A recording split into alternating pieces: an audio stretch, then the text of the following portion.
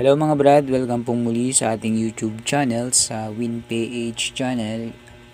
I-share ko lamang po sa inyo yung ating napulot na wire.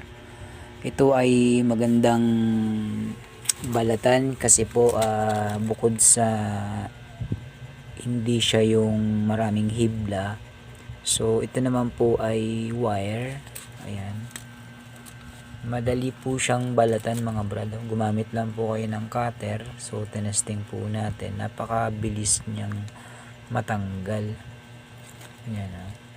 So ang paraan lang po ng pagbabalat ay kailangan nyo lang po dito ng yan, cutter.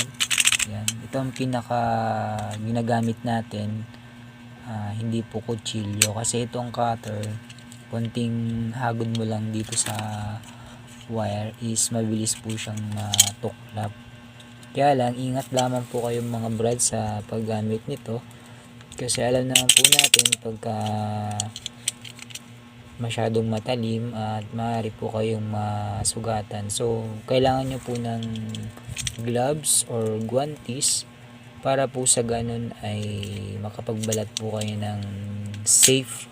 So yan, at babalatan po natin siya, titignan po natin kung nasa magkano po yung kilo. So ito po kasi na wire na to is napulot lang natin, so ipapakilo po natin mamaya kung sakali man po na kung nasa magkano, malalaman po natin mamaya. So ito lang po muna mga brad. Ano po, sana ay i-support po yung ating YouTube channel, yung WinPH channel. Gumamit lang po kayo ng cutter.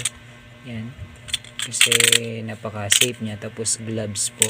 Dalawa lang naman po yung pwedeng balatan. Masarap siyang balatan mga brad kasi yung hibla niya, yung ano niya, madali lang, hindi siya nagkakalat.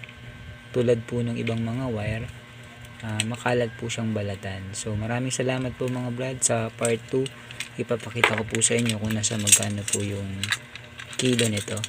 Ipapakilo po natin later. Salamat po.